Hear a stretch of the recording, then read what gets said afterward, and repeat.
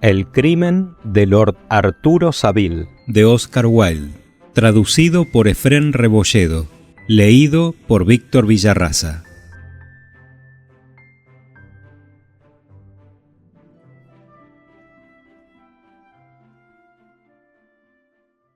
Capítulo primero.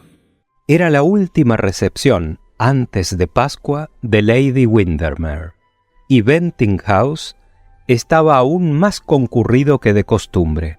6 ministros del gabinete vinieron de la recepción del presidente de la Cámara con sus estrellas y cintas.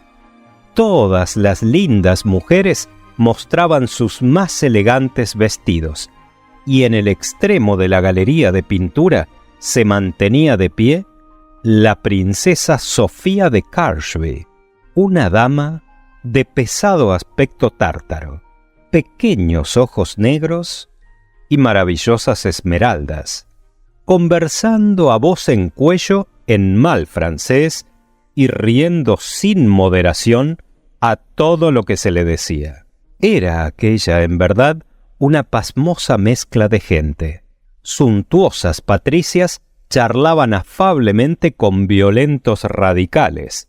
Predicadores conocidos se codeaban con eminentes escépticos.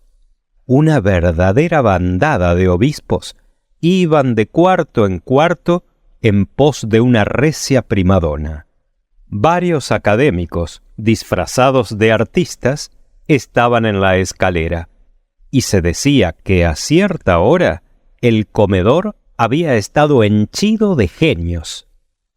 En resolución, era una de las mejores noches de Lady Windermere, y la princesa permaneció hasta cerca de las 11:30.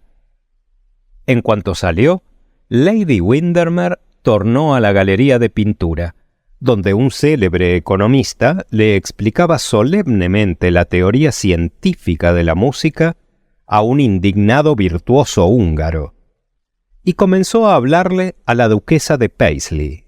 Aparecía maravillosamente bella, con su largo cuello de marfil, sus grandes ojos azules, color de no me olvides, y sus pesados tirabuzones de dorado cabello. Oro puro eran, no de ese pálido color de paja que ahora usurpa el gracioso nombre de oro, sino oro, tejido de rayos de sol o escondido en ámbar extraño, y le prestaban a su cara algo del marco de un santo, con no poco de la fascinación de un pecador. Era un curioso estudio psicológico. Desde temprano había descubierto la importante verdad de que nada se parece tanto a la inocencia como una indiscreción. Y gracias a una serie de temerarias aventuras, la mitad de ellas inofensivas, había adquirido todos los privilegios de una personalidad. Más de una vez había cambiado de marido. Para ser veraz, Debret le atribuye 3 matrimonios, pero como nunca había cambiado de amante, el mundo había cesado hacía mucho tiempo de murmurar de ella. A la sazón frisaba con los 40 años, no tenía hijos y adolecía de esa desordenada pasión por el placer que es el secreto de permanecer joven. Súbito miró ávidamente en derredor y exclamó con su clara voz de contralto: ¿Dónde está mi quiromántico? ¿Su qué, Gladys?, interrogó la duquesa con involuntaria sorpresa. Mi quiromántico, duquesa. Por ahora no puedo vivir sin él. Gladys, es usted tan original como siempre, murmuró la duquesa, pugnando por recordar lo que era quiromántico y esperando que no fuese lo mismo que quiropodista.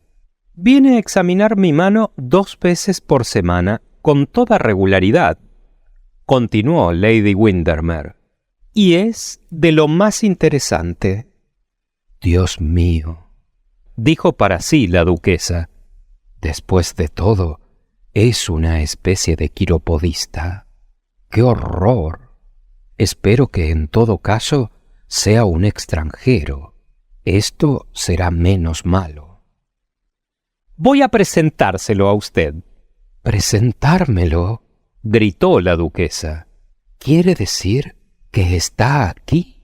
Y comenzó a buscar un pequeño abanico de carey y un pañolón de encaje todo desgarrado, con objeto de estar lista para salir en cualquier momento. Por supuesto que está aquí. Sin él, no soñaría en dar una fiesta. Dice que poseo una mano psíquica, y que si mi pulgar hubiera sido un poco más corto, habría sido una confirmada pesimista. He ido a un convento.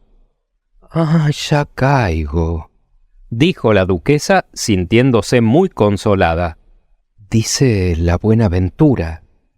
«Y las malas venturas también», respondió Lady Windermere.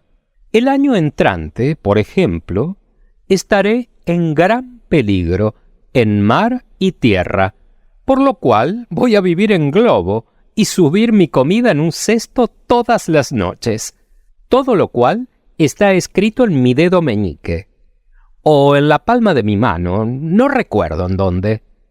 «Pero esto es ciertamente tentar a la providencia, Gladys». «Por esta vez la providencia puede, con toda seguridad, resistir a la tentación. Creo que debían examinarse las manos de todo el mundo cada mes para saber lo que no debe hacerse. Por supuesto que una lo hace de todas maneras, pero es tan agradable que la prevengan. Si no va alguien enseguida a traer a Mr. Podgers, tendré que ir yo misma».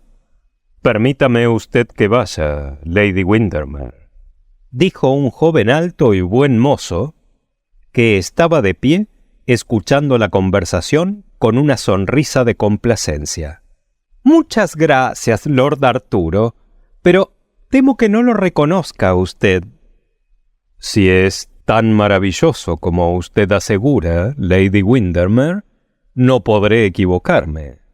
Dígame usted cómo es y se lo traeré inmediatamente». «Bueno, no tiene nada de su profesión. Quiero decir que no es misterioso, ni esotérico, ni de aspecto romántico. Es un hombre pequeño, fornido, de cabeza calva y grandes anteojos guarnecidos de oro, algo así entre un doctor de familia y un abogado de provincia. Lo siento mucho, pero no es mi culpa. Es la gente tan molesta. Todos mis pianistas parecen poetas y todos mis poetas parecen pianistas. Recuerdo haber invitado a comer en la última estación a un espantoso conspirador, un hombre que había muerto a muchas personas. Llevaba cota de malla y portaba una daga en la manga de la camisa. Y, ¿sabe usted? Cuando vino, tenía el aire de un buen viejo clérigo y estuvo diciendo chistes toda la noche. Por supuesto, era muy divertido, pero quedé muy desilusionada porque cuando le pregunté acerca de la cota de malla, nada más se rió y contestó que era demasiado fría para usarla en Inglaterra. «Ah, aquí está Mr. Podgers. Mr. Podgers, quiero que examine usted la mano de la duquesa de Paisley». «¿Duquesa? Tiene usted que descalzarse el guante». «No, no la mano izquierda, la otra». «Querida Gladys, no creo que sea bueno», dijo la duquesa, desabotonando con languidez un guante de cabritilla un tanto sucio. «Nada interesante lo es», repuso Lady Windermere. «En effet, le monde ainsi. Pero se lo voy a presentar a usted. Duquesa, Mr. Podgers, mi quiromántico predilecto. Mr. Podgers, la duquesa de Paisley. Y si dice usted que tiene un monte de la luna más grande que yo, no volveré nunca a creer en usted. Gladys, estoy segura de que no hay tal cosa en mi mano, contestó la duquesa con gravedad. Su gracia tiene razón, dijo Mr. Podgers mirando la mano regordeta de cortos dedos cuadrados. No está desarrollado el monte de la luna. La línea de la vida, en cambio, es excelente. Sírvase usted doblar la muñeca. Gracias. 3 líneas distintas en la coyuntura. Llegará usted a una edad avanzada, duquesa, y será muy feliz. Ambición muy moderada. Línea de la inteligencia no exagerada. Línea del corazón. Sea usted indiscreto, Mr. Podgers, exclamó Lady Windermere. Nada me proporcionaría mayor placer, contestó Mr. Podgers inclinándose. Si la duquesa lo hubiera sido alguna vez. Pero siento mucho decir que veo gran permanencia de afecto, combinada con un fuerte sentido del deber. Prosiga usted, Mr. Podgers, dijo la duquesa, pareciendo muy complacida. La economía no es la menor de las virtudes de su gracia, continuó Mr. Podgers, y Lady Windermere prorrumpió en una carcajada. Es muy buena la economía, observó la duquesa lisonjeada. Cuando me casé con Paisley tenía 11 castillos y ninguna casa habitable. Y ahora tiene 12 casas y ni un solo castillo, exclamó Lady Windermere. Bueno, dijo la duquesa, me gusta la comodidad, interrumpió Mr. Podgers, y los adelantos modernos y agua caliente en cada recámara. Su gracia tiene razón. Comodidad es lo único que nos puede dar nuestra civilización. Ha descrito usted admirablemente el carácter de la duquesa, Mr. Podgers. Ahora describa el de Lady Flora. Y en respuesta a una inclinación de cabeza de la señora de la casa, avanzó desgarbadamente de detrás del sofá una muchacha alta, de rojizo cabello escocés y altos omóplatos, y extendió una mano larga y huesosa de dedos espatulados. Una pianista, dijo Mr. Podgers, una excelente pianista, pero muy poco música, tal vez, muy discreta, muy honrada y muy amante de los animales. Es cierto, exclamó la duquesa volviéndose hacia Lady Windermere. Absolutamente cierto. Flora tiene 2 docenas de collies en McCloskey y convertiría nuestra casa en jardín zoológico si su padre se lo permitiera. Eso es justamente lo que yo hago con mi casa todos los martes, exclamó riendo Lady Windermere.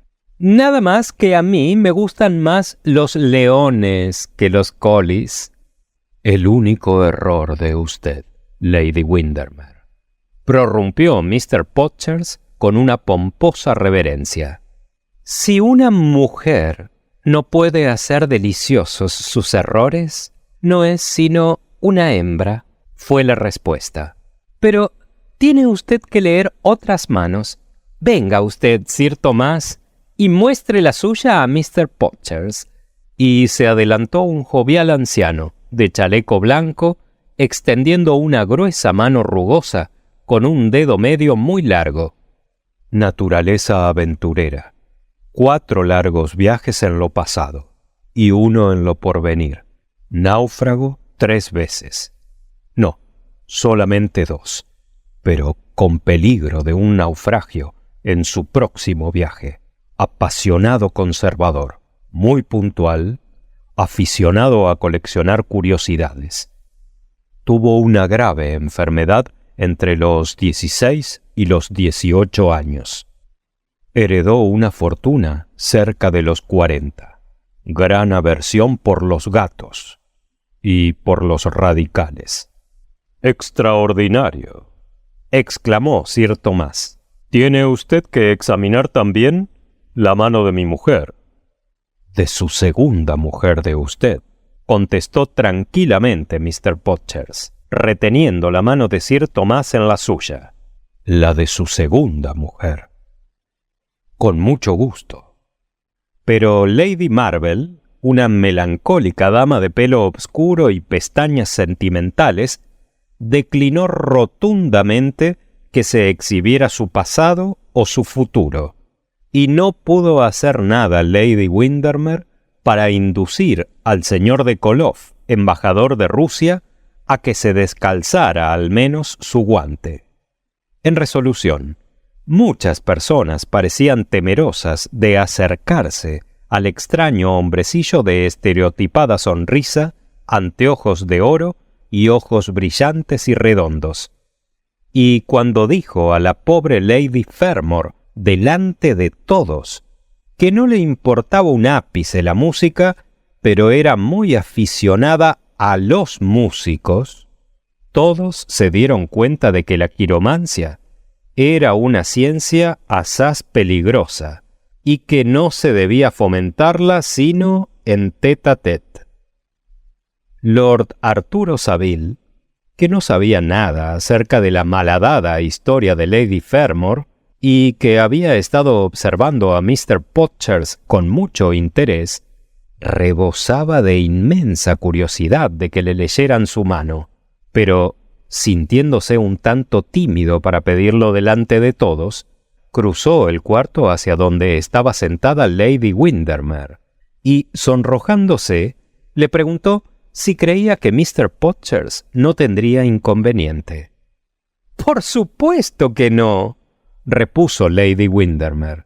«Para eso está aquí. Todos mis leones, Lord Arturo, representan su papel como tales y saltan el aro cada vez que se los mando. Pero debo prevenir a usted antes de decirle nada a Sibila. Mañana viene a almorzar conmigo para hablar acerca de trapos. Y si Mr. Podgers descubre que tiene usted mal carácter o propensiones a la gota, o una mujer que habite en Bayswater, ciertamente se lo haré saber todo». Lord Arturo sonrió a la vez que movía la cabeza. «Nada temo», respondió. «Sibila me conoce tan bien como yo la conozco a ella». «Ah, siento oírle a usted decir eso. La verdadera base del matrimonio es la mutua mala inteligencia. No soy nada cínica. Nada más tengo experiencia, que equivale a lo mismo. Mr. Podgers, Lord Arturo Saville se está muriendo porque le lea a usted su mano. No le vaya usted a decir que está comprometido con una de las más bellas muchachas de Londres, porque la noticia apareció hace un mes en el Morning Post».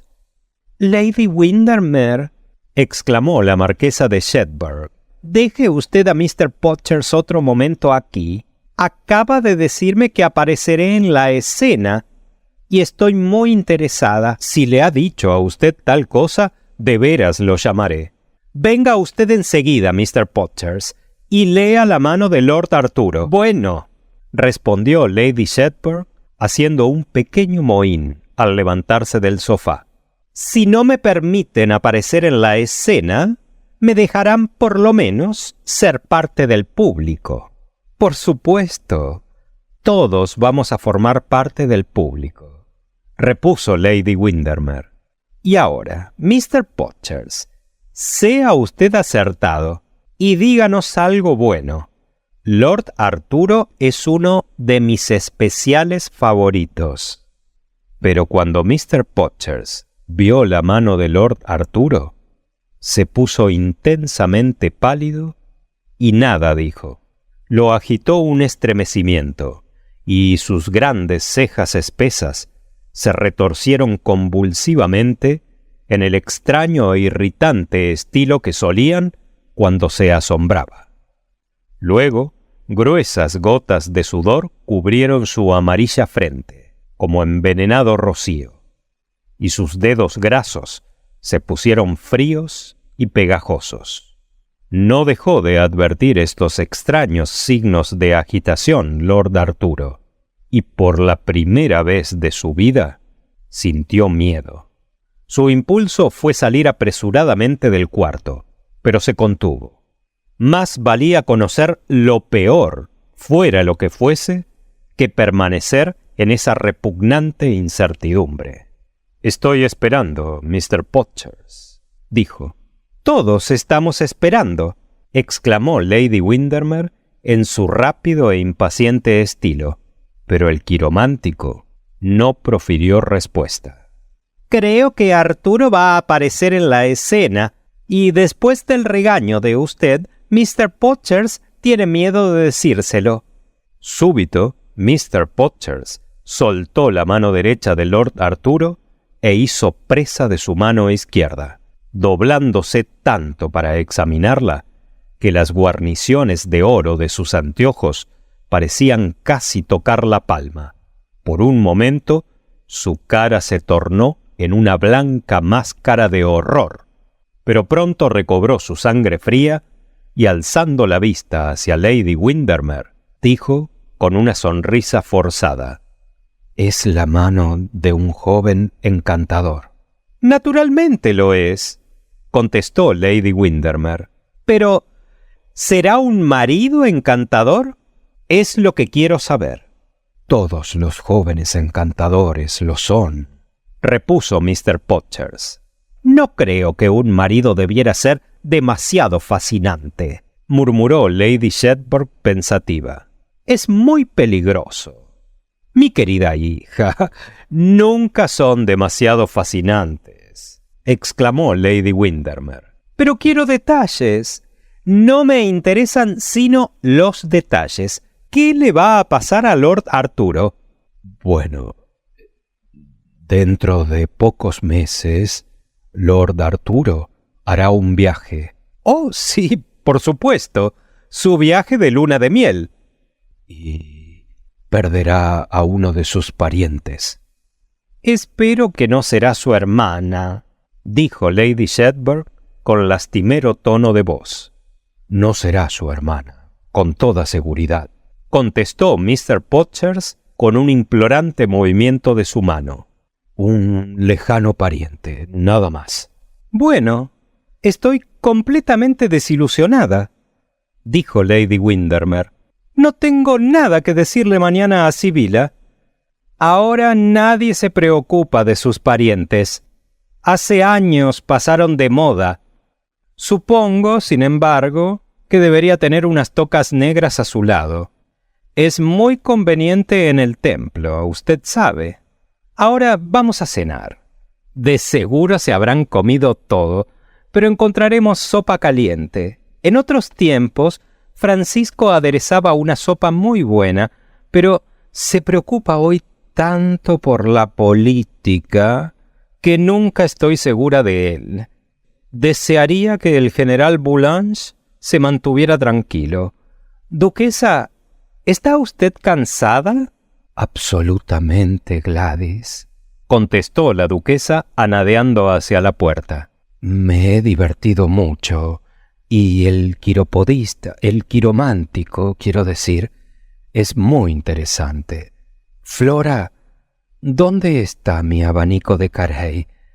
«Muchas gracias, Sir Thomas, muchas gracias». «¿Y mi pañolón de encaje, Flora?» «Oh, muchas gracias, Sir Thomas. Es usted muy amable». Y la buena señora pudo al fin bajar la escalera sin perder su frasco de esencia, sino 2 veces.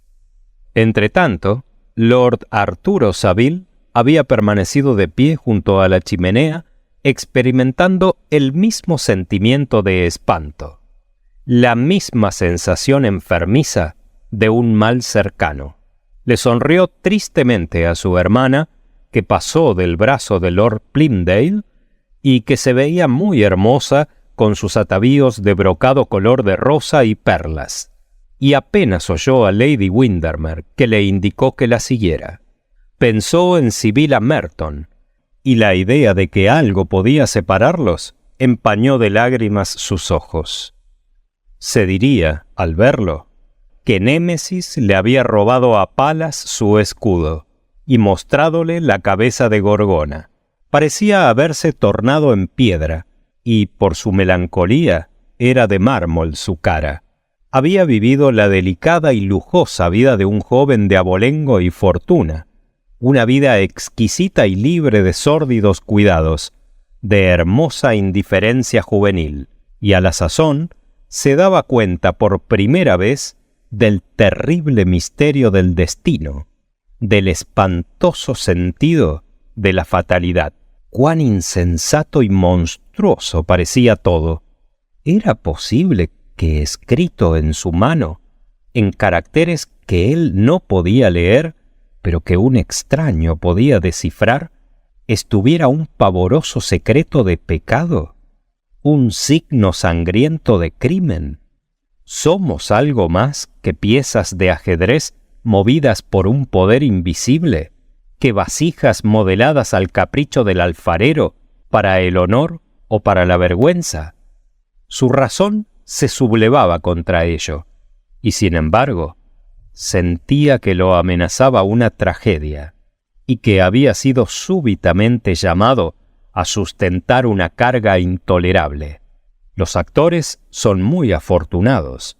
Pueden optar por la tragedia o la comedia, si han de sufrir o regocijarse, reír o derramar lágrimas. En la vida real es diferente. Muchos hombres y mujeres son compelidos a representar papeles para los que no tienen disposiciones. Nuestros Guildensterns nos representan Hamlet, y nuestros Hamlets tienen que chancearse como el príncipe Hal.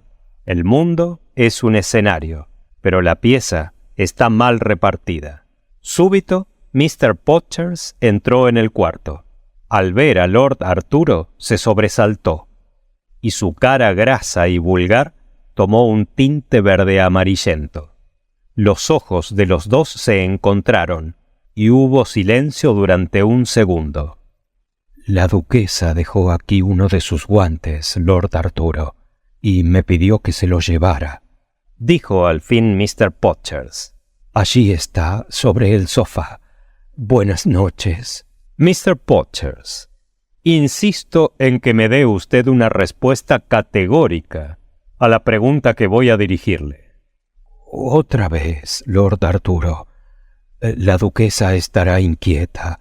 Tengo que irme. No se irá usted. La duquesa no tiene prisa.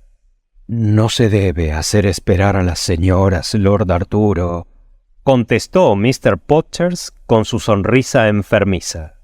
El bello sexo es propenso a impacientarse. Los labios finamente cincelados de Lord Arturo se torcieron con petulante desdén. La pobre duquesa le parecía a la sazón de muy poca importancia. Avanzó hacia donde estaba de pie Mr. Podgers y extendió su mano. «Dígame usted lo que vio aquí», dijo. «Dígame la verdad. Debo saberla. No soy un niño». Los ojos de Mr. Podgers parpadearon detrás de sus anteojos guarnecidos de oro, y se ponía embarazadamente sobre uno y otro pie, en tanto que sus dedos jugaban nerviosamente con la luciente cadena de su reloj. ¿Qué le hace a usted pensar que vi en su mano más de lo que le dije, Lord Arturo? Lo sé, e insisto en que me diga usted lo que es. Le pagaré a usted. Le daré un cheque de 100 libras. Los ojos verdes relampaguearon por un instante y otra vez se tornaron opacos. ¿Guineas? Repuso al fin Mr. Podgers en voz baja. Seguramente. Le enviaré a usted un cheque mañana. ¿Cuál es su club? No tengo club. No tengo ahora, quiero decir. Mi dirección es... Pero permítame usted que le dé mi tarjeta. Y sacando un pedazo de cartón de filos dorados de la bolsa de su chaleco, Mr. Podgers, haciendo una profunda reverencia, se la tendió a Lord Arturo, que leyó: Mr. Septimus R. Potchers, quiromántico profesional, 103A West Moon Street. Mis horas son de las 10 a las 4, murmuró maquinalmente Mr. Potchers. Y hago un descuento para familias. Dese usted prisa, gritó Lord Arturo, poniéndose pálido y manteniendo su mano extendida. Mr. Potchers miró nerviosamente en derredor y corrió la pesada cortina en la puerta. Tardará un poco, Lord Arturo. Mejor siéntese usted. Dese usted prisa, gritó de nuevo Lord Arturo, golpeando coléricamente con el pie el piso pulido. Mr. Potchers sonrió, sacó de su bolsa de pecho un vidrio de aumento y lo limpió cuidadosamente con su pañuelo. Estoy listo, dijo. Capítulo 2.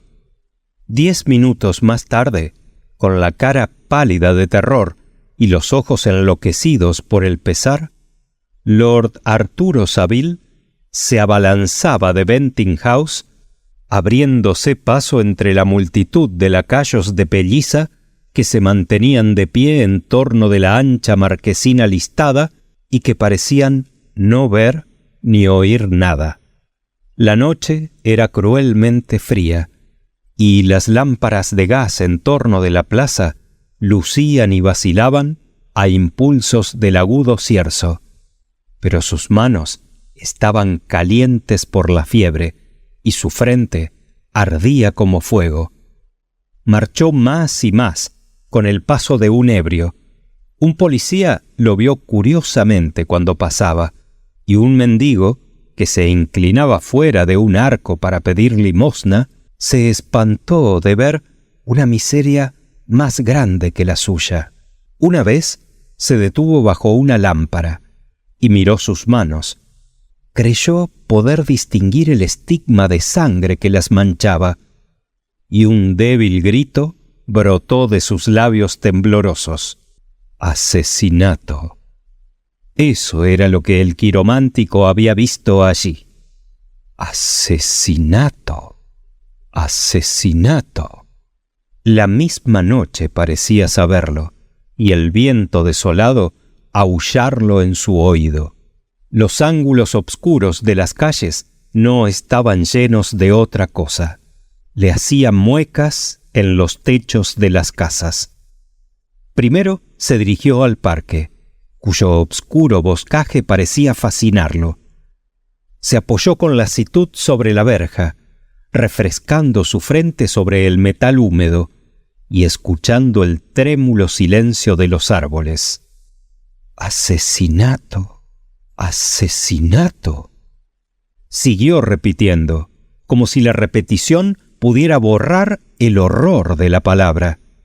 El sonido de su propia voz lo hizo estremecerse. Casi esperó que el eco pudiera oírlo y despertar de su sueño a la dormida ciudad. Sintió el loco deseo de detener al transeúnte casual y decirle todo. Después vagó, cruzando Oxford Street, por angostas y vergonzosas callejas. 2 mujeres de cara pintada se burlaron de él al pasar. De un patio obscuro salían sonidos de juramentos y golpes, seguidos de agudos chillidos, y, arracimados en húmedo umbral, distinguió las gibosas formas de la pobreza y de la senectud. Lo asaltó una extraña piedad. ¿Aquellos hijos del pecado y la miseria estaban predestinados a su fin como él al suyo? ¿Eran, como él, los simples juguetes de un monstruoso espectáculo? No era el misterio, sino la comedia del sufrimiento lo que lo impresionaba. Su absoluta inutilidad, su grotesca falta de sentido. Qué incoherente parecía todo, qué falto de armonía. Se asombró del desacuerdo entre el somero optimismo del día y los hechos reales de la existencia. Era muy joven.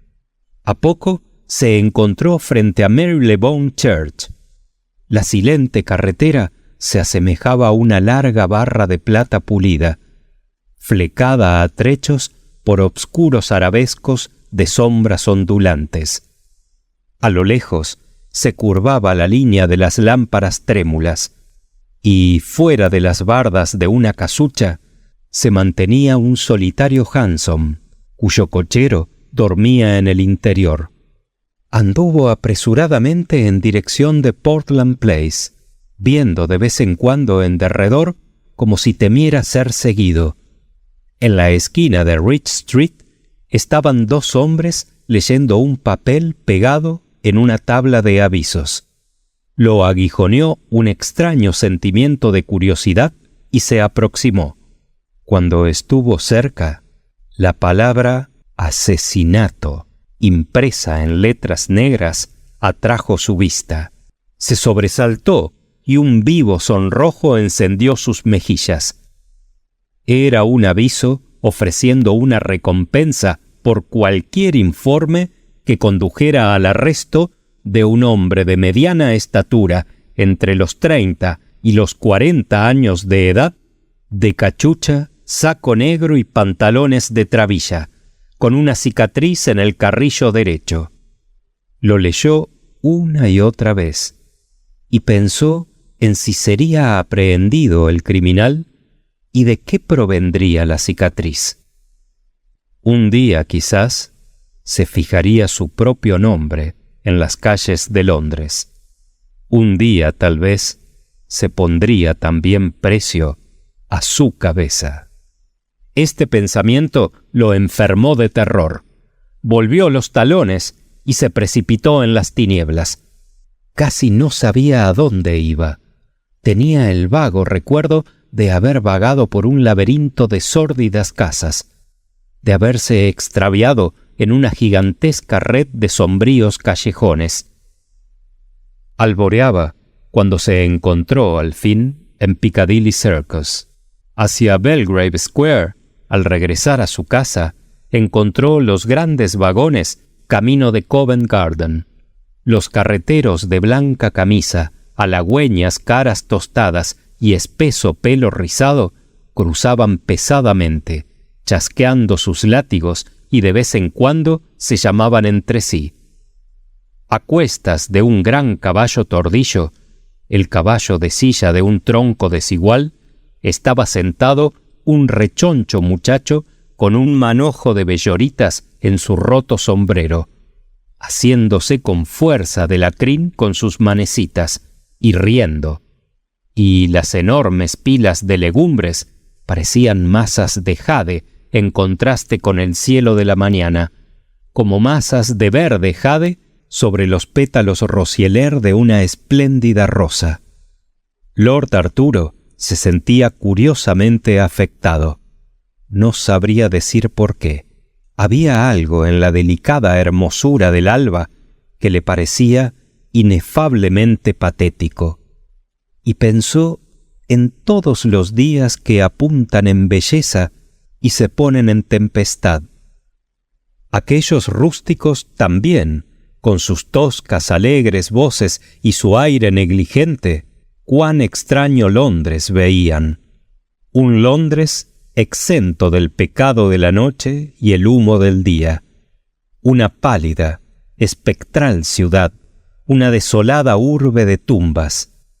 Se preguntó lo que pensarían de ella, y si sabrían algo de su esplendor y su vergüenza, de sus violentos y ardientes gozos, de su hambre horrible, de todo lo que hace y frustra de la mañana a la vigilia. Probablemente no era para ellos sino un mercado donde llevaban a vender sus frutas y donde se demoraban algunas horas cuando más, dejando las calles todavía silenciosas, las casas todavía dormidas. Le proporcionó placer el observarlos cuando pasaban. Rudos como eran, con sus toscos y claveteados zapatos y su desgarbada marcha, portaban algo de Arcadia con ellos. Sintió que habían vivido con la naturaleza y que les había enseñado la paz. Les envidió todo lo que no sabían. Cuando llegó a Belgrave Square, el cielo aparecía teñido de diluido azul y los pájaros comenzaban a gorjear en los jardines. Capítulo 3. Cuando Lord Arturo despertó, eran las 12, y el sol de mediodía entraba a torrentes por las marfileñas cortinas de la ventana. Densa neblina de calor flotaba sobre la gran urbe, y los techos de las casas parecían de plata mate. Abajo, en el verde mortecino de la plazoleta, unos niños jugueteaban como mariposas blancas, y el asfalto estaba henchido de gente que se encaminaba al parque. Nunca le había parecido la vida más hermosa. Nunca se le había figurado el mal más remoto. Su criado le trajo una taza de chocolate en una bandeja. Después de tomarla, apartó un pesado cortinaje de felpa y entró en el cuarto de baño. La luz se colaba suavemente por el techo, al través de delgadas teselas de transparente ónix, y en la piscina de mármol brillaba el agua como una selenita. Se zampuzó apresuradamente hasta que las frescas olas tocaron garganta y pelo, y luego hundió la cabeza, como si hubiera querido borrar la mancha de vergonzoso recuerdo. Cuando salió, se sintió casi tranquilo. Las exquisitas condiciones físicas del momento lo habían señoreado, como pasa a menudo en el caso de naturalezas muy finamente formadas, pues los sentidos, como el fuego, pueden lo mismo purificar que destruir. Luego del desayuno, se arrellanó en un diván y encendió un cigarrillo. Sobre la repisa de la chimenea, encuadrada en exquisito brocado viejo, estaba una gran fotografía de Sibylla Merton, como la vio por primera vez en el baile de Lady Noel. La pequeña y exquisitamente modelada cabeza se inclinaba con trabajo hacia un lado, como si la delgada garganta de junco apenas pudiera sustentar el peso de tanta belleza. Los labios estaban uncíes noes apartados y parecían forjados para dulce música, y toda la tierna pureza de la nubilidad se asomaba maravillada en los soñadores ojos. Con su suave y floja túnica de crespón de China y su gran abanico de forma de hoja, fingía una de esas figurillas que se encuentran en los boscajes de olivos de Tanagra, y había un toque de gracia griega en su postura y actitud. No era pequeña, era perfectamente proporcionada, cosa rara en una época en que tantas mujeres son o muy altas o insignificantes. A la sazón que Lord Arturo la miraba, rebosaba de la terrible piedad que nace del amor. Sintió que casarse con ella, con la sentencia del asesinato suspendida sobre su cabeza, sería una traición como la de Judas, un pecado peor que cualquiera de los que soñó Borgia. ¿Qué felicidad podría haber para ellos cuando podría ser llamado a cualquier hora a realizar la pavorosa profecía escrita en su mano? ¿Qué manera de vida sería la suya mientras la fatalidad aún tuviera este espantoso suceso en la balanza? El matrimonio debía ser diferido a toda costa. Estaba decidido. Aunque la amaba ardientemente, y el simple roce de sus dedos, cuando estaban sentados juntos, hacía estremecerse de exquisito gozo cada uno de los nervios de su cuerpo, no dejaba de reconocer con claridad dónde radicaba su deber, y se daba cuenta de que no tenía derecho a casarse hasta haber cometido el asesinato. Perpetrado podría aparecer ante el altar con Sibylla Merton y depositar su vida en sus manos sin terror de obrar mal. Consumado el hecho, la podía tomar en sus brazos, seguro de que nunca tendría que sonrojarse de él, de que nunca humillaría avergonzada la cabeza. Pero, primeramente, tenía que ser ejecutado, y mientras más pronto, mejor para ambos. Muchos en su lugar habrían preferido la senda florida de la tardanza a la empinada cuesta del deber. Pero Lord Arturo era demasiado concienzudo para poner el placer sobre el principio. Había más que pasión en su amor, y Sibylla era para él símbolo de todo lo que es bueno y noble. Por un momento experimentó natural repugnancia contra lo que era compelido a hacer, pero pronto pasó. Su corazón le dijo que no era pecado, sino sacrificio. Su razón le recordó que no le quedaba otro recurso. Tenía que elegir entre vivir para sí y vivir para los demás. Y aunque era, sin duda, terrible la tarea que le había sido impuesta, sabía que no debía permitir que el egoísmo triunfara del amor. Tarde o temprano, todos estamos llamados a decidir sobre el mismo resultado. A cada uno de nosotros le es dirigida la misma pregunta. A Lord Arturo le tocó temprano su turno, antes de que su naturaleza hubiera sido pervertida por el cinismo calculador de la edad madura, o hubiera sido corroído su corazón por el egotismo somero y de buen tono de nuestros días, y no titubeó en cumplir con su deber. Afortunadamente para él, no era un mero soñador o un ocioso diletante. Si lo hubiera sido, habría vacilado, como Hamlet, y habría tolerado que la irresolución frustrase su propósito. Pero él era esencialmente práctico. La vida, para él, significaba acción más bien que pensamiento. Tenía la más rara de las cosas, sentido común. Los insensatos, turbios sentimientos de la víspera se habían disipado por completo a la sazón, y pensó, con un sentimiento rayano en la vergüenza, en sus locos vagabundeos de calle en calle, en su terrible agonía de emoción.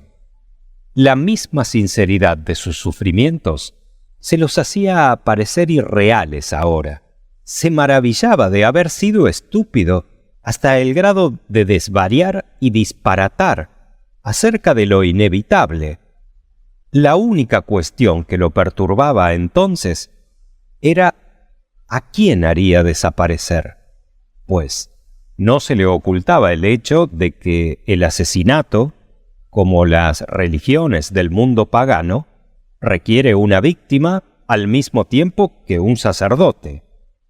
Como no era un genio, no tenía enemigos, y reconoció que no era la oportunidad de satisfacer ningún pique o desagrado personal, supuesto que la misión en que estaba empeñado era de grande y grave solemnidad, hizo una lista de sus amigos y parientes en una hoja de papel, y, después de cuidadosa consideración, se decidió en favor de Lady Clementina Beauchamp, una buena anciana que habitaba en Carlton Street, y era su prima segunda por la línea colateral materna.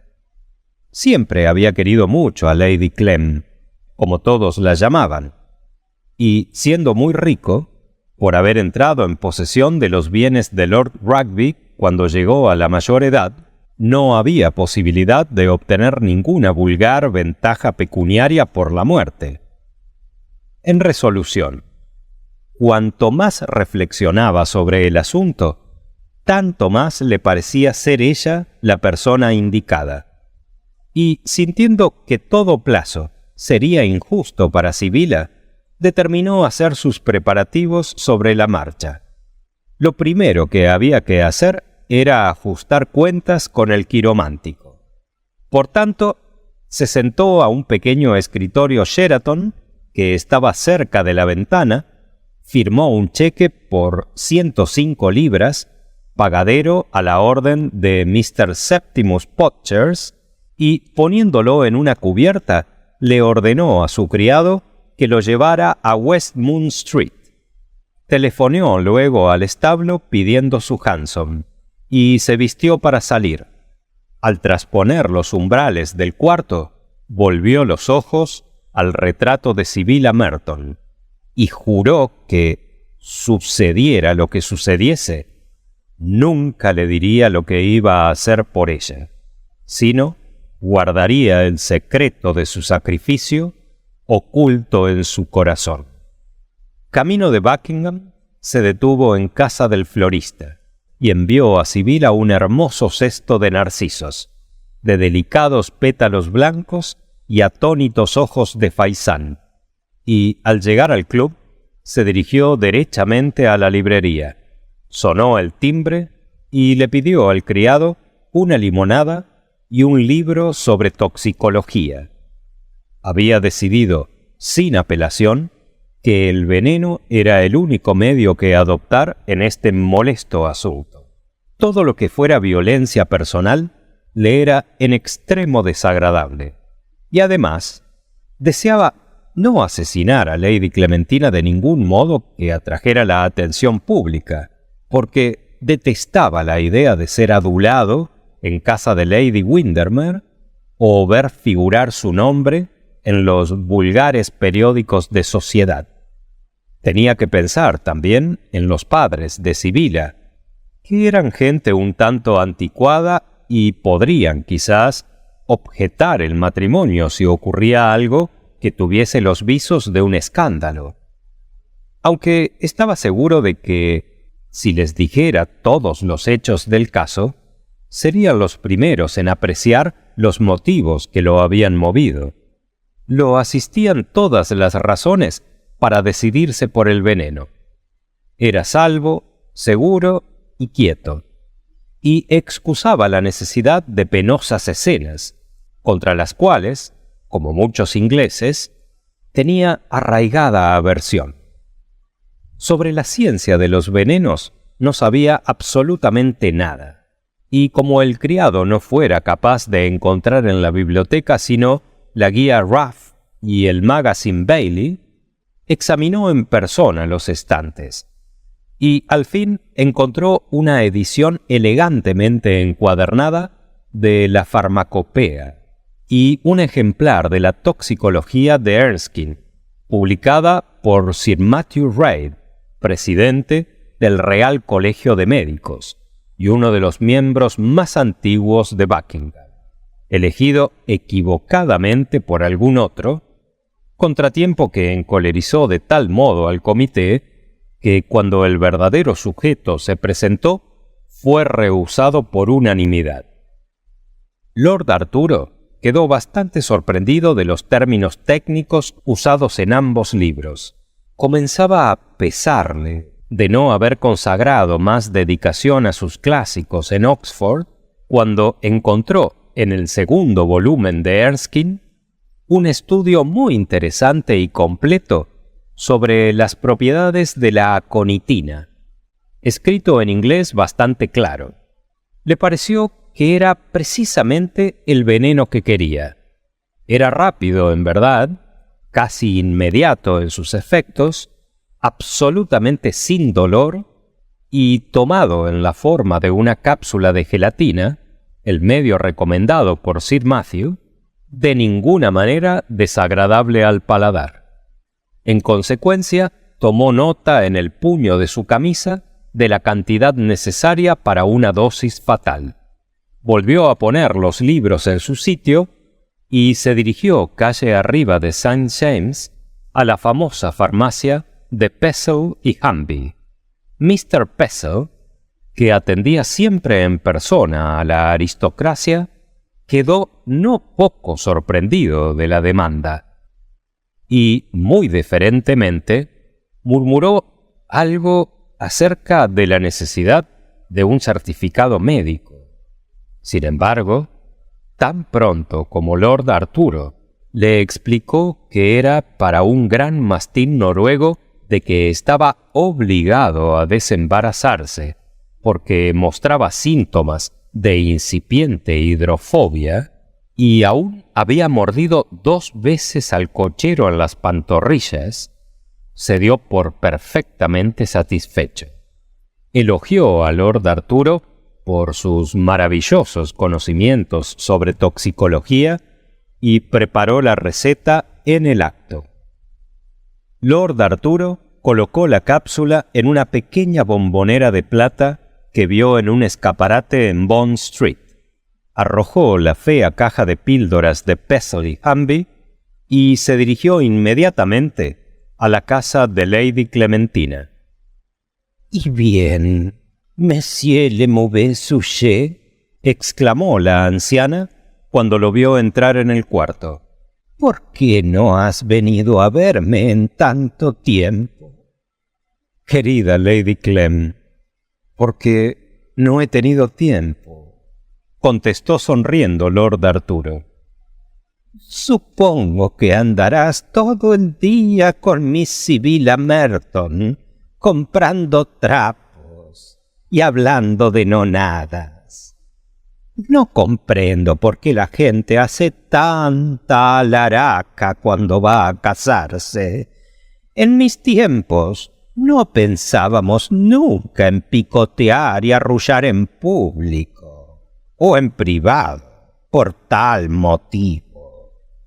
«Le aseguro a usted que no he visto a Sibylla en 24 horas, Lady Clem. Por lo que yo sé, pertenece enteramente a su modisto». «Naturalmente. Es la única razón por la que vienes a ver a una fea vieja como yo. Me maravillo de que no escarmentéis vosotros, los hombres. En effet de folie per moi, y aquí me tienes, reumática, con el semblante contrahecho y agrio el carácter. Como que si no fuera por Lady Jansen, que me envía las peores novelas francesas que puedo encontrar, no sé cómo podría pasar el día. Los doctores no sirven para otra cosa que para sacarnos el dinero. No pueden curarme, al menos, de mis acedías». «Le traigo a usted un remedio para esa enfermedad, Lady Clem», repuso Lord Arturo con gravedad. «Es algo maravilloso, inventado por un americano». «No me gustan los inventos americanos, Arturo. Estoy segura de que no. Hace poco leí algunas novelas americanas y eran completamente disparatadas». «Pero en esto no hay disparate, Lady Clem. Le aseguro a usted que es un remedio perfecto. Prométame usted que lo probará». Y Lord Arturo sacó la cajita de su bolsa y se la dio. «La caja es encantadora, Arturo. Es realmente un regalo. Eres muy amable. ¿Es esta la maravillosa medicina? Parece un bombón. Voy a tomarla enseguida». «Por Dios, Lady Clem», exclamó Lord Arturo tomándole la mano. «No haga usted tal cosa. Es un remedio homeopático, y si lo toma usted sin tener acedías, puede hacerle mucho mal. Espere usted hasta que le dé un ataque, y tómelo entonces. Se asombrará usted de los resultados». «Me gustaría tomarlo ahora», dijo Lady Clementina, viendo al trasluz la pequeña cápsula transparente, con su flotante burbuja de aconitina líquida. «Ha de ser deliciosa. La verdad es que Aunque detesto a los doctores, me encantan las medicinas. La guardaré, sin embargo, hasta mi próximo ataque. —¿Cuándo será? —preguntó Lord Arturo con ahínco. —¿Será pronto? Espero que no será en una semana. Ayer por la mañana me atormentó mucho. Pero una nunca sabe. —¿Pero está usted segura de tener uno antes de fin de mes, Lady Clem? Temo que así sea. Pero qué amable estás hoy, Arturo. Sibila te ha reformado mucho. De veras. Y ahora vete, porque he invitado a comer a unas cuantas personas aburridas que no murmuran. Y estoy cierta de que si no duermo ahora, no podré mantenerme despierta durante la comida. Adiós, Arturo. Mis recuerdos a Sibila y muchísimas gracias por la medicina americana.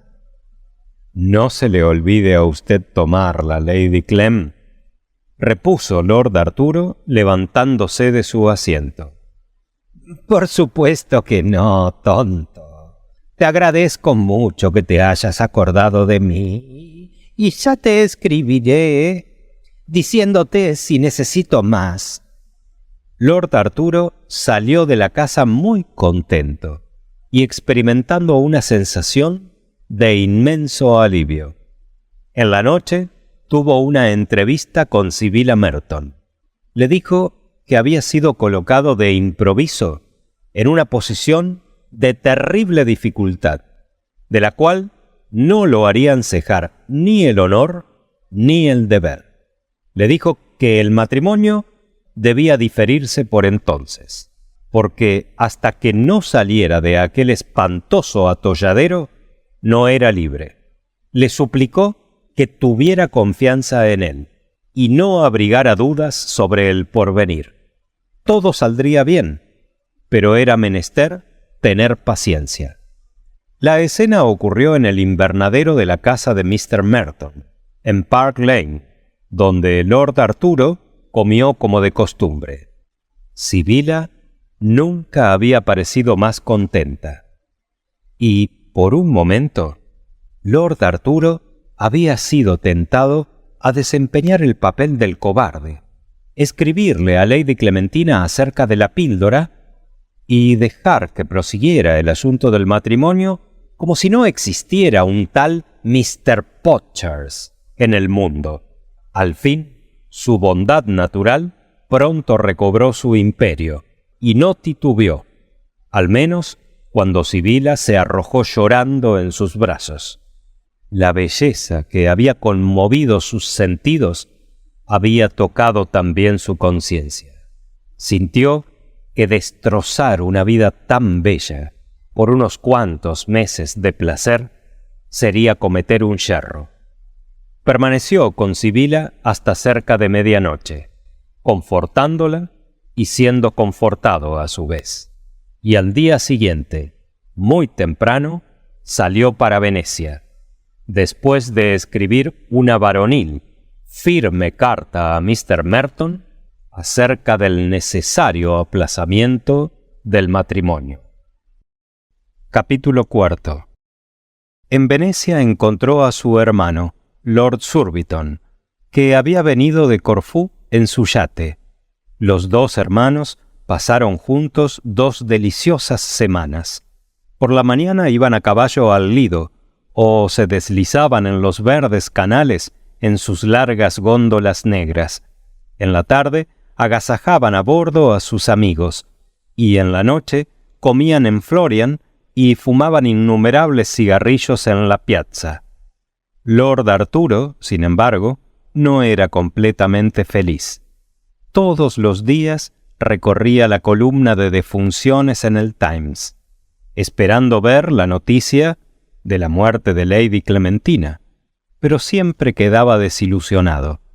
Comenzó a temer que le hubiera ocurrido algún accidente, y a menudo le pesó de haberle impedido tomar la aconitina cuando demostró tantos deseos de probar sus efectos. Las cartas de Sibila, además, aunque rebosantes de amor, confianza y ternura, eran con frecuencia muy tristes, y a veces solía pensar que se había separado de ella para siempre. Transcurridas 2 semanas, Lord Surbiton se aburrió de Venecia y determinó recorrer la costa de Ravenna por haber oído hablar de la interesante casa de volatería en el Pineto. Al principio, Lord Arturo rehusó ir categóricamente, pero Surbiton, a quien quería mucho, lo convenció al fin de que, si permanecía solo en Dunielli, se fastidiaría mortalmente, y el día 15 partieron por la mañana a impulsos de un fuerte viento nordeste y en un mar un tanto picado. El deporte era excelente, y la vida al aire libre devolvió el color a las mejillas de Lord Arturo. Pero hacia el 22 se puso inquieto por Lady Clementina, y a pesar de las reconvenciones de Surbiton, tornó en ferrocarril a Venecia. En poniendo los pies en los peldaños del hotel, al bajar de la góndola, el propietario le salió al encuentro con un fajo de telegramas. Lord Arturo se los arrebató de la mano y los abrió. El éxito había sido completo. Lady Clementina había muerto repentinamente la noche del 17. Su primer pensamiento fue para Sibila, y le envió un telegrama anunciándole su vuelta inmediata a Londres. Le dio órdenes a su criado de empacar sus cosas para la noche. Le mandó a sus gondoleros el quíntuplo de su salario, y corrió a su cuarto con ligeros pies y alegre corazón. Allí encontró 3 cartas, una de Sibila, llena de simpatía y de condolencia. Las otras eran de su madre y del abogado de Lady Clementina. Parecía que la anciana había comido con la duquesa aquella misma noche, deleitado a todos con sus ocurrencias y espíritu, pero se había retirado algo temprano, quejándose de hace días. Al día siguiente la encontraron muerta en su cama, sin haber tenido ningún sufrimiento en apariencia. Enseguida llamaron a Sir Matthew Reid, pero por supuesto no había nada que hacer, y la debían enterrar el 22 en Beauchamp-Chalcot. Días antes de morir había hecho su testamento, y dejado a Lord Arturo su casita en Curzon Street y todos sus muebles, efectos personales y cuadros, con excepción de su colección de miniaturas que destinaba a su hermana, Lady Margaret Rochford, y su collar de amatistas que legaba a Sibila Merton.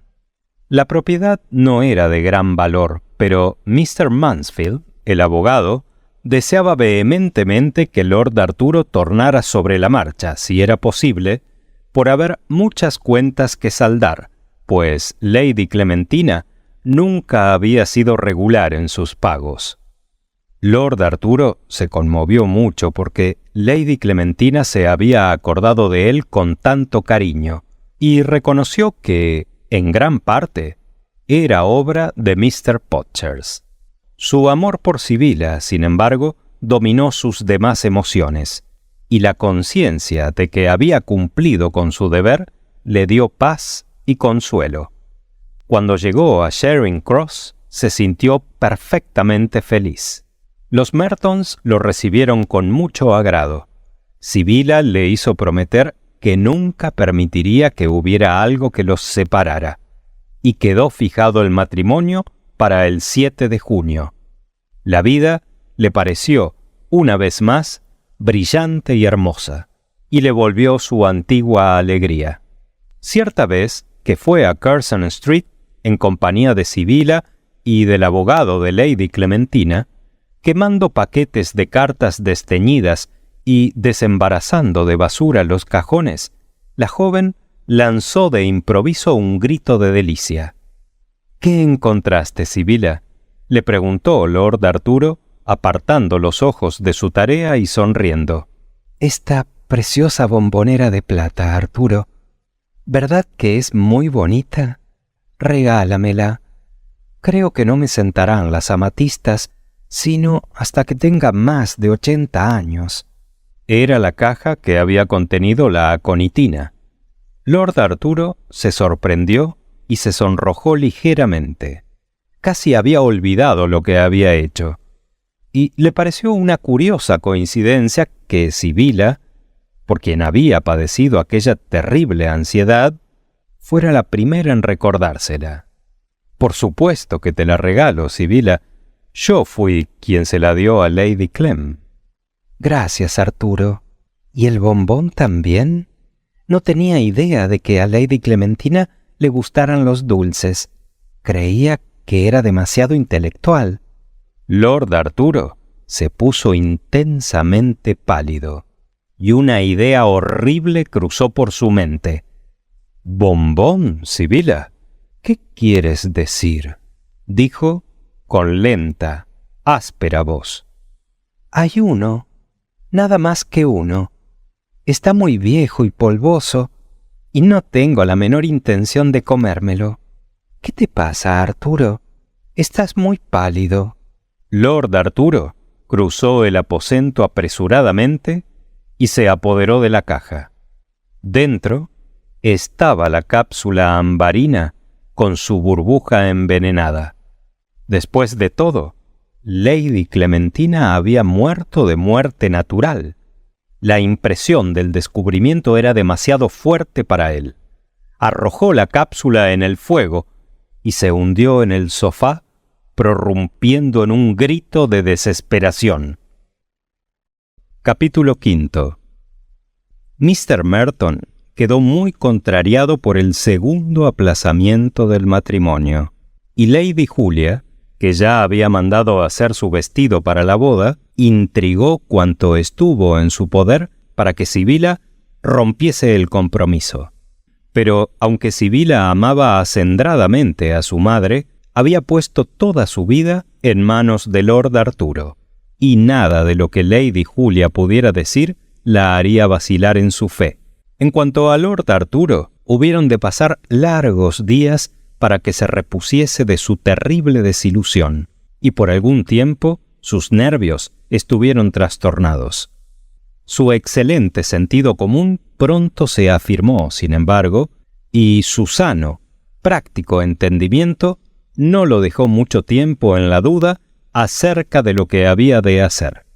Puesto que el veneno había sido un fracaso completo, la dinamita o alguna otra forma de explosivo era de fijo lo que habría que ensayar. En consecuencia, volvió a recorrer la lista de sus amigos y parientes, y después de cuidadosa consideración, determinó volar a su tío, el deán de Chichester. El deán, hombre de gran cultura e instrucción, era muy aficionado a los relojes y tenía una maravillosa colección de ellos, desde el siglo XV hasta la fecha, y le pareció a Lord Arturo que esta manía del buen deán le ofrecía una excelente oportunidad para llevar a cabo su propósito. Dónde procurarse una máquina explosiva era, sin embargo, asunto muy distinto. El directorio de Londres no le proporcionó informes sobre la materia y creyó que era inútil ocurrir a Scotland Yard en busca de ellos, porque nunca sabían nada acerca de los manejos de la facción dinamitera sino hasta después de verificada una explosión, y aún entonces muy pocos. Súbito pensó en su amigo Rouvalov, un joven ruso de tendencias muy revolucionarias, a quien había conocido en el invierno en casa de Lady Windermere.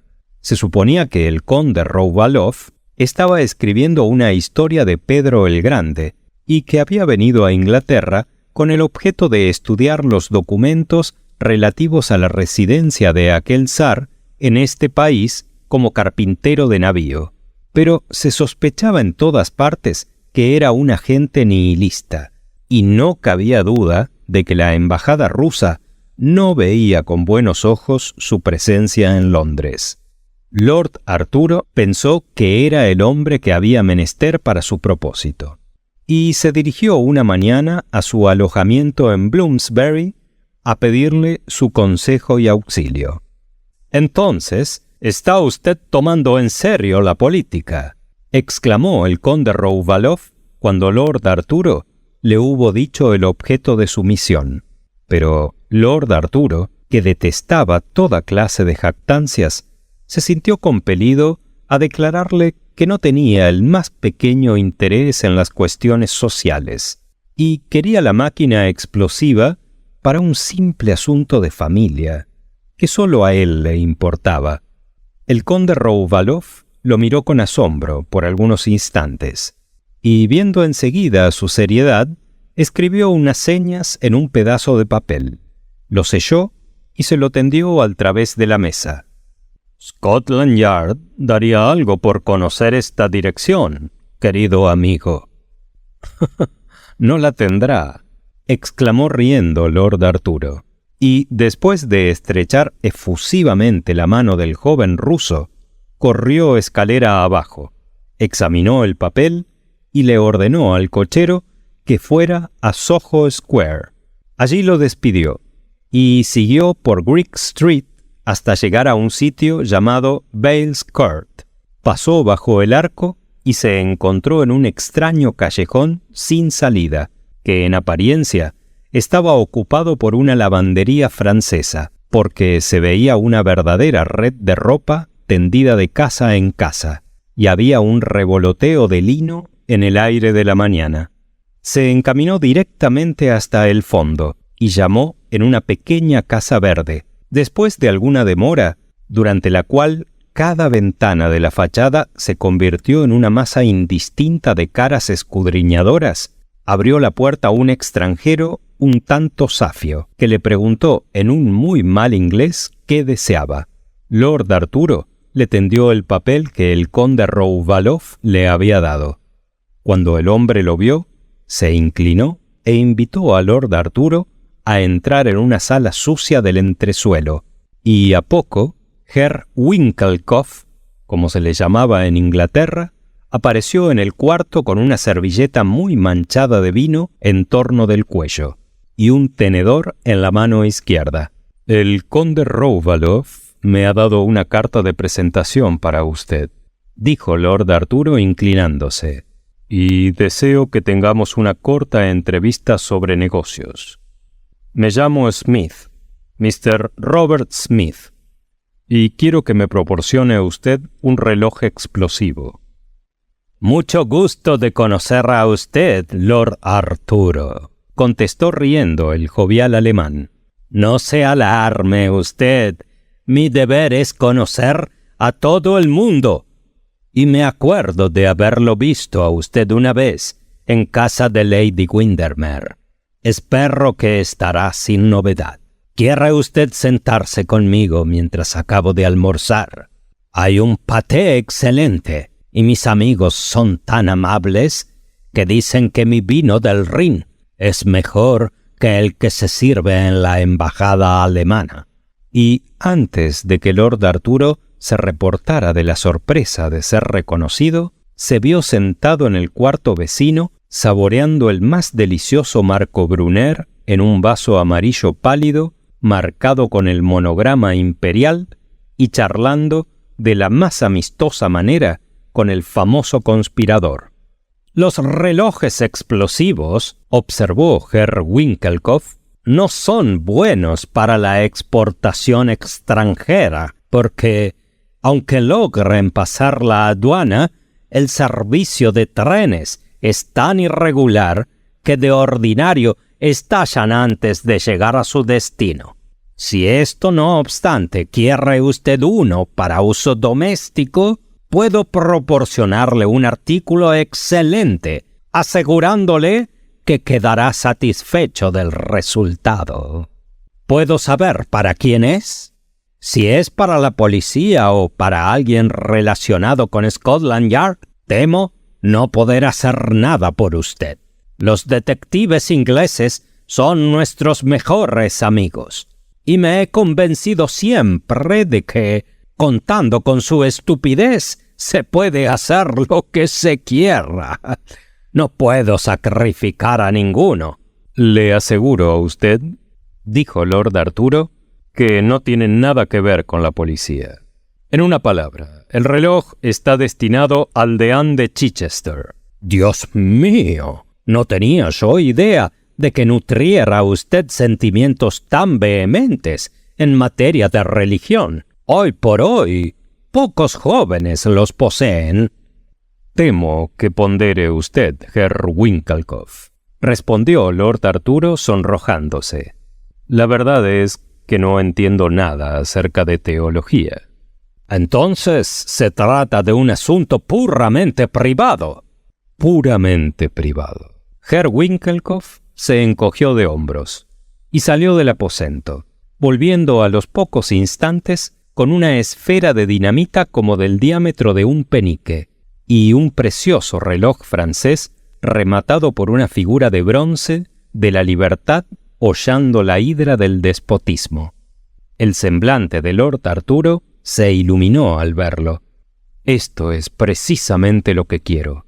Y ahora dígame usted cómo funciona. ¡Ja, ja! Ese es mi secreto, contestó Herr Winckelkopf, contemplando su invento con legítimo aire de orgullo. Hágame usted saber cuándo desea que estalle, y arreglaré la máquina al momento. Bueno, hoy es martes, y si la pudiera enviar usted enseguida... Imposible. Tengo mucho que hacer para algunos de mis amigos en Moscú. Sin embargo, la podría mandar mañana. Oh, será a tiempo, repuso Lord Arturo cortésmente. Si se entrega mañana por la noche o el jueves en la mañana. En cuanto al momento de la explosión, que estalle el viernes a mediodía en punto. El deán siempre está en casa a esa hora. El viernes a mediodía, repitió Herr Winckelkopf y escribió una nota a este propósito en un libro grande que estaba en una mesa cerca de la chimenea. Y ahora, dijo Lord Arturo levantándose de su asiento, sírvase usted decirme cuánto le debo. Es una cosa tan insignificante, Lord Arturo, que no vale la pena cobrarla. La dinamita cuesta de 7 a 6 peniques, el reloj 3 libras 10 chelines y el coche cosa de 5 chelines. Tengo mucho gusto en servir a cualquier amigo del conde Rouvalov. Pero la molestia de usted, Herr Winckelkopf. Oh, ninguna. Es un placer para mí. No trabajo por dinero. Vivo enteramente para mi arte. Lord Arturo puso 4 libras, 2 chelines, 6 peniques sobre la mesa. Le dio las gracias al alemán por su amabilidad y, habiendo logrado declinar una invitación para conocer a unos anarquistas en un té carne el sábado siguiente, salió de la casa y se encaminó al parque. Pasó 2 días en un estado de gran excitación y el viernes a mediodía se encaminó a Buckingham en busca de noticias. Durante toda la tarde, el estólido conserje se mantuvo despachando telegramas de distintas partes del país, comunicando los resultados de las carreras de caballos, los veredictos de los procesos de divorcio, el estado del tiempo y cosas por el estilo, en tanto que el aparato transmitía cansados detalles acerca de una sesión de toda la noche en la Cámara de los Comunes y de un ligero pánico en la bolsa. A las 4 aparecieron los diarios de la noche, y Lord Arturo penetró en la biblioteca con el Pall Mall, el St. James, el Globe y el Echo, con inmensa indignación del coronel Goodchild, que quería leer la crónica de un discurso que había pronunciado en la mañana en Mansion House sobre las misiones sudafricanas y la conveniencia de tener obispos negros en cada provincia, y por una u otra razón tenía ciertos prejuicios contra el Evening News. Ninguno de los diarios contenía la más ligera alusión a Chichester, y Lord Arturo supuso que la tentativa había fracasado. Fue un terrible golpe para él, y por algún tiempo estuvo muy enervado. Herr Winkelkopf, a quien fue a ver al día siguiente, lo recibió con prolijas excusas y le ofreció proporcionarle otro reloj gratis o una caja de nitroglicerina a precio de costo. Pero había perdido la fe en los explosivos, y el mismo Herr Winkelkopf admitió que todo estaba tan adulterado que no podía conseguirse ni dinamita pura. El alemán, aun concediendo que la maquinaria podía haber tenido algún defecto, no dejaba de abrigar esperanzas de que aún estallaría el reloj. Y puso como ejemplo el caso de un barómetro que envió en una ocasión al gobernador militar de Odessa, que, aunque preparado para hacer explosión en 10 días, no lo había hecho sino en algo así como 3 meses. Es verdad que cuando tal cosa ocurrió, no consiguió otra cosa que hacer pedazos a una criada, porque el gobernador había salido de la ciudad 6 semanas antes, pero al menos demostraba que la dinamita, como fuerza destructora, bajo la dirección de la mecánica, era un agente poderoso, aunque un tanto informal. Lord Arturo quedó un poco consolado con esta consideración, pero aún entonces estaba condenado a la desilusión porque 2 días después, en los momentos en que subía la escalera, la duquesa lo llamó a su aposento y le enseñó una carta que acababa de recibir del deanato. «Juana escribe cartas encantadoras», le dijo la duquesa.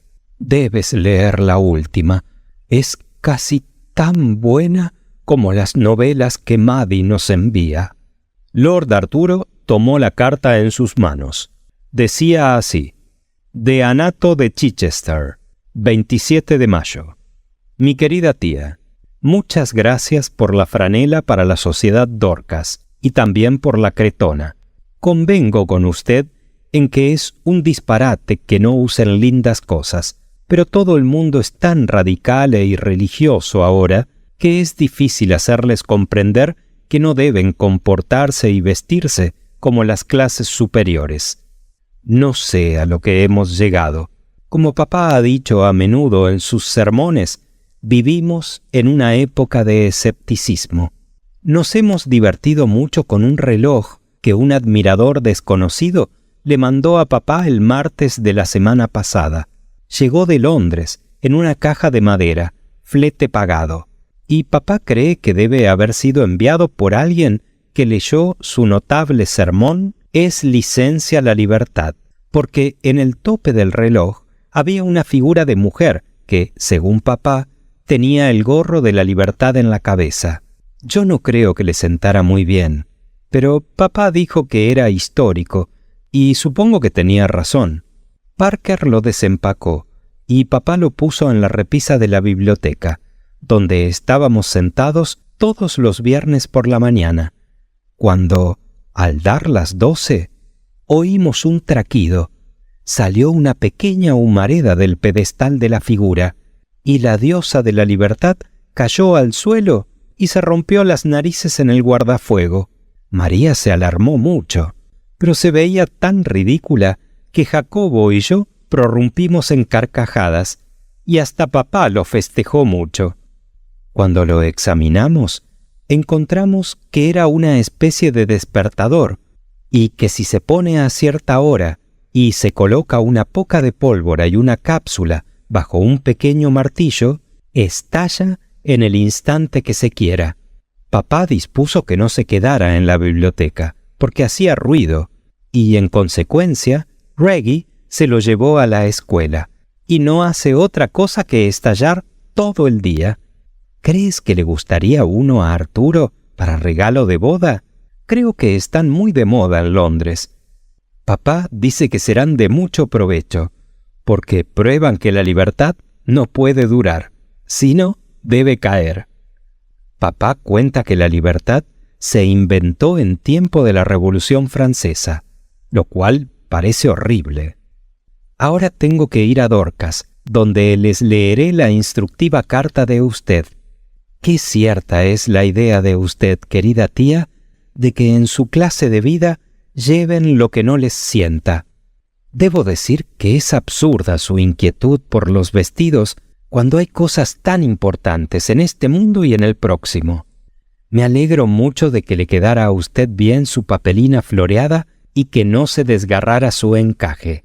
Me pondré el miércoles en la casa del obispo el vestido de satín amarillo que me dio usted tan bondadosamente, y creo que se verá muy bien.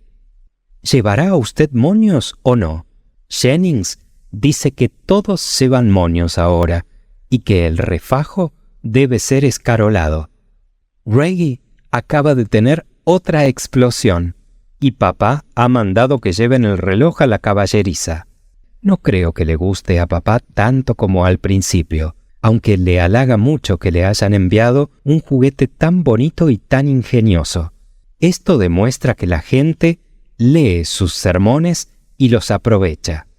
Papá les envía sus recuerdos, a los que unimos los nuestros, Jacobo, Reggie y María, y deseando que tío Cecilio siga mejor de la gota, créame usted, querida tía, su muy afectuosa sobrina, Jane Percy.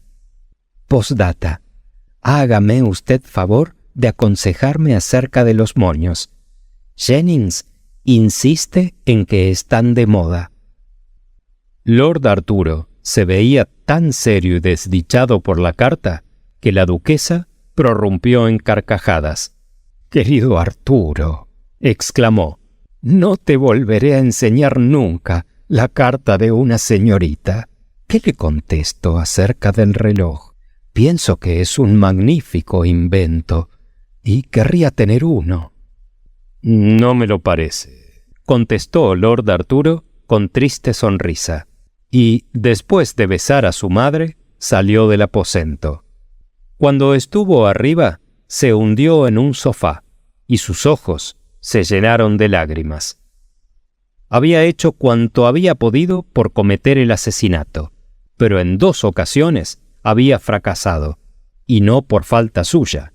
Había tratado de cumplir con su deber, pero parecía que el destino se había vuelto traidor. Lo oprimía el sentido de la esterilidad de las buenas intenciones, de la futilidad de tratar de ser bueno. Quizás sería mejor romper el matrimonio. Sibila sufriría, es cierto, pero el sufrimiento no podría viciar una naturaleza tan noble como la suya. En cuanto a él, ¿qué importaba? Hay siempre una guerra donde puede morir un hombre. Algo a lo que un hombre puede consagrar su vida. Y como la vida no tenía placer para él, tampoco la muerte le inspiraba terror. Que el destino ejecute su condena. Él no se movería para ayudarlo. A las 7:30 se vistió y se dirigió al club. Allí estaba Surbiton, con un grupo de amigos, y se vio obligado a comer con ellos. Su conversación trivial y chistes vanos no lo interesaron, y tan pronto como se sirvió el café, los dejó, inventando un compromiso para retirarse. En el momento de salir del club, el portero le entregó una carta. Era de Winckelkopf, que lo invitaba a ver al día siguiente una sombrilla explosiva que estallaba al abrirla. Era el último invento, y acababa de llegar de Génova. Hizo pedazos la carta. Había determinado no hacer nuevos experimentos. Vagó por las márgenes del Támesis y se sentó durante horas a la orilla del río. La luna se asomaba al través de una crin de tostadas nubes, como si fuera un ojo de león, e innumerables estrellas tachonaban la hueca bóveda como polvo de oro esparcido en purpúreo dombo. De tiempo en tiempo, una lancha se balanceaba en la turbia corriente y se retiraba con la marea, en tanto que las señales del ferrocarril se trocaban de verdes en escarlata cuando los trenes pasaban chirriando por el puente.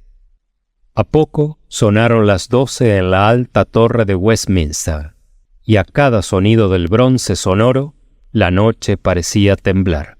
Luego, las luces del ferrocarril se extinguieron, esplendió como un rubí una lámpara solitaria, y el rumor de la ciudad se hizo más débil. A las 2 se levantó y enderezó sus pasos hacia Blackfriars. Qué irreal parecía todo, como un sueño extraño.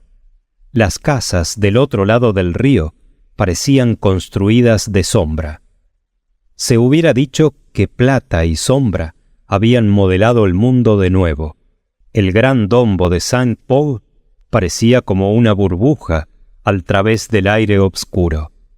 Al aproximarse a la aguja de Cleopatra, vio a un hombre reclinado sobre el parapeto, y cuando estuvo más cerca, el hombre alzó los ojos y sobre su cara se proyectó toda la luz del gas. Era Mr. Podgers, el quiromántico. Nadie hubiera podido equivocar el graso, flácido semblante, los anteojos guarnecidos de oro, la tenue sonrisa enfermiza, la boca sensual. Lord Arturo se detuvo. Lo asaltó una idea brillante y se acercó poco a poco. En un momento había hecho presa de Mr. Podgers por las piernas y lo había arrojado al Támesis. Un grosero juramento, un ruidoso zampuzo, y todo permaneció quieto. Lord Arturo miró ansiosamente, pero no pudo distinguir del quiromántico sino un sombrero alto que bailaba en un remolino alumbrado por la luna. En breve se sumergió también, y no quedó huella visible de Mr. Podgers. Durante un momento se le figuró ver la fornida, contrahecha figura pugnando por asirse de la escalera del puente, y lo acometió un horrible sentimiento de fracaso, pero no fue sino una reflexión, que se disipó cuando la luna brilló detrás de una nube. Al fin parecía haber realizado el decreto del destino. Exhaló profundo suspiro de alivio, y el nombre de Sibila le vino a los labios. ¿Ha soltado usted algo, señor? De improviso dijo una voz detrás de él. Volvió la cara y vio a un policía con una linterna. «Nada de importancia», contestó sonriendo. Y llamando a un hansom que pasaba, montó en él y le dio al cochero la dirección de Belgrave Square. Por algunos días osciló entre la esperanza y el temor. Había momentos en que casi esperaba que Mr. Podgers entrara en el cuarto, y en ocasiones pensaba que el destino no podía ser tan injusto con él. Fue 2 veces a la casa del quiromántico en Westmount Street, pero no pudo resolverse a tocar el timbre. Anhelaba la certidumbre y tenía miedo de ella. Vino al fin. Estaba sentado en el fumadero del club tomando té y oyendo la crónica un tanto cansada de Surbiton acerca de la última canción cómica de Gaiety, cuando entró el criado con los periódicos de la noche. Tomó el St. James y estaba hojeando negligentemente sus páginas cuando este extraño encabezado atrajo su vista. Suicidio de un quiromántico. Se puso pálido de excitación y comenzó a leer. El párrafo decía así: ayer, a las 7 de la mañana, fue arrojado a la orilla de Greenwich, enfrente de Ship Hotel, el cuerpo del eminente quiromántico Mr. Septimus R. Rogers. Hacía días que faltaba el desdichado caballero, y en los círculos quirománticos se sentía considerable ansiedad por su salud. Se supone que se suicidó bajo la influencia de un trastorno mental producido por exceso de trabajo, y el médico legista del jurado dio esta tarde un dictamen al efecto. Mr. Podgers acababa de terminar un prolijo tratado sobre la mano humana, que se publicará muy pronto, y sin duda llamará mucho la atención. El finado tenía 65 años y no parece que haya dejado ningún deudo. Lord Arturo salió apresuradamente del club con el periódico aún en la mano, con asombro del portero, que en balde trató de detenerlo, y se dirigió sobre la marcha a Park Lane. Sibylla lo vio desde la ventana y algo le dijo que era portador de buenas noticias. Bajó corriendo a su encuentro, y cuando vio su semblante, adivinó que todo estaba bien. «Querida Sibylla», gritó Lord Arturo, «casémonos mañana». «Loco, no he mandado al menos hacer el cake», dijo Sibylla riendo, al mismo tiempo que lloraba. Capítulo 6. Cuando 3 semanas más tarde se efectuó la boda, St. Peter estaba henchido de una verdadera turba de gente elegante.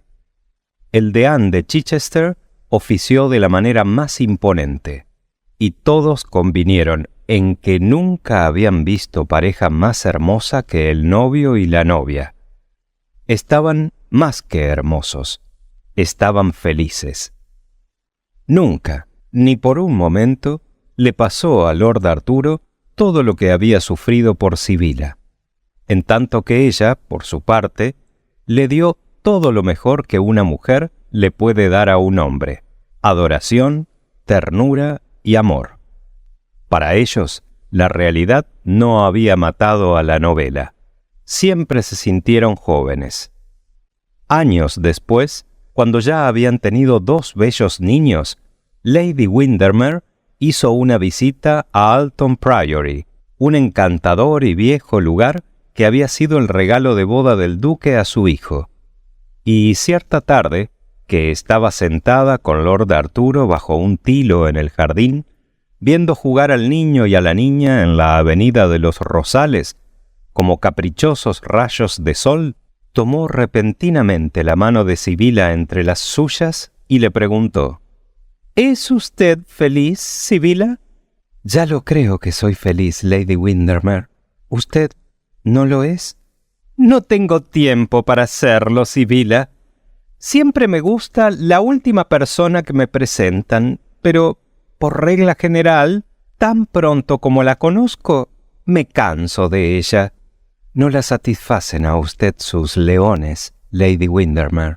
«Oh, no. Los leones solo son buenos para una estación. Tan pronto como se les corta la crin, se vuelven las criaturas más tediosas. Además, se comportan muy mal si una es realmente buena con ellos. ¿Se acuerda usted de ese horrible Mr. Potchers? Era un espantoso impostor. Naturalmente, esto nada me importa, y hasta cuando me pedía prestado dinero se lo perdonaba. Pero no pude tolerar que me hiciera la corte. En realidad, me ha hecho odiar la quiromancia. Ahora estoy por la telepatía. Es mucho más divertida». «No debe usted decir nada contra la quiromancia aquí, Lady Windermere. Es el único asunto sobre el que no le gusta a Arturo que se bromee. Le aseguro a usted que lo toma muy en serio». «¿Quiere usted decir que cree en él, Sibylla?» «Pregúntele usted, Lady Windermere. Aquí está». Y Lord Arturo se acercó con un gran manojo de rosas amarillas en la mano, y acompañado de sus hijos, que bailaban en su derredor. «Lord Arturo». «Mande usted, Lady Windermere». «No vaya a usted decirme que cree en la quiromancia». «Por supuesto que sí creo», contestó sonriendo. «¿Pero por qué?» «Porque le debo toda la felicidad de mi vida», murmuró, arrojándose en una silla de mimbre. «¿Qué le debe usted, Arturo?» «Le debo a Sibylla», contestó, dándole las rosas a su mujer y viéndola en los ojos violetas. «¡Qué desatino!», exclamó Lady Windermere. «No he oído un desatino semejante en toda mi vida». Fin de El crimen de Lord Arturo Saville, de Oscar Wilde.